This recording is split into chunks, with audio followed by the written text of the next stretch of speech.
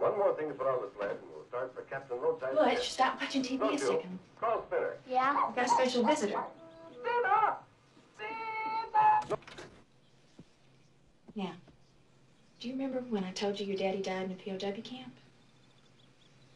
Well, this here is Captain Coons. He was in the POW camp with Daddy.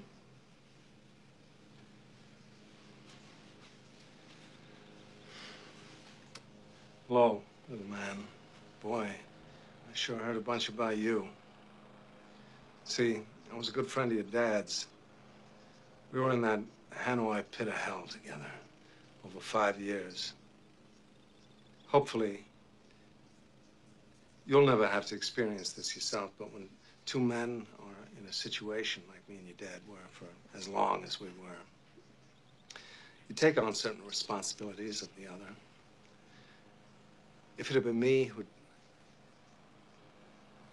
not made it, Major Coolidge, you'd be talking right now to my son, Jim. But the way it turned out, I'm talking to you. Butch, I got something for you.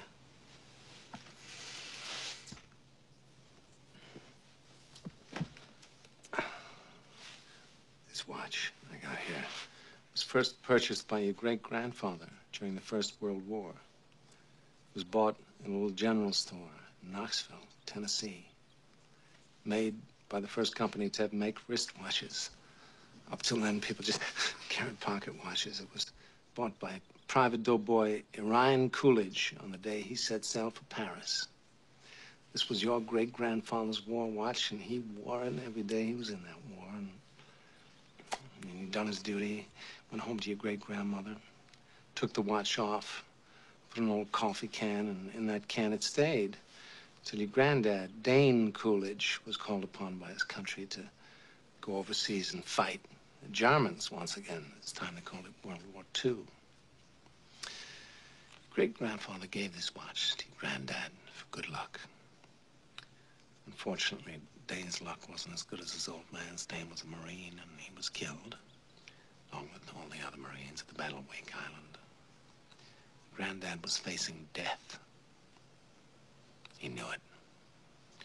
None of those boys had any illusions about ever leaving that island alive, so 3 days before the Japanese took the island, your granddad asked a gunner on an Air Force transport named Wanaki, a man he'd never met before in his life, to deliver to his infant son, who he'd never seen in the flesh, his gold watch.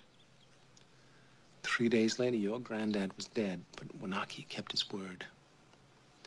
After the war was over, he paid a visit to your grandmother, delivering to your infant father his dad's gold watch.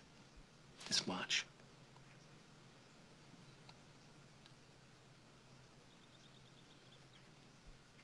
This watch was on your daddy's wrist when he was shot down over Hanoi. He was captured, put in a Vietnamese prison camp. He knew that if the gooks ever saw the watch, it'd be confiscated, taken away. The way your dad looked at it, this watch was your birthright. You'd be damned if any slope's gonna put the greasy yellow hands on his boy's birthright, so he hid it. In one place he knew he could hide something, his ass. 5 long years he wore this watch, up his ass. Then he died of dysentery. He gave me the watch. I hid this uncomfortable hunk of metal up my ass, 2 years. Then, after 7 years, I was sent home to my family. And now, little man, I give the watch to you.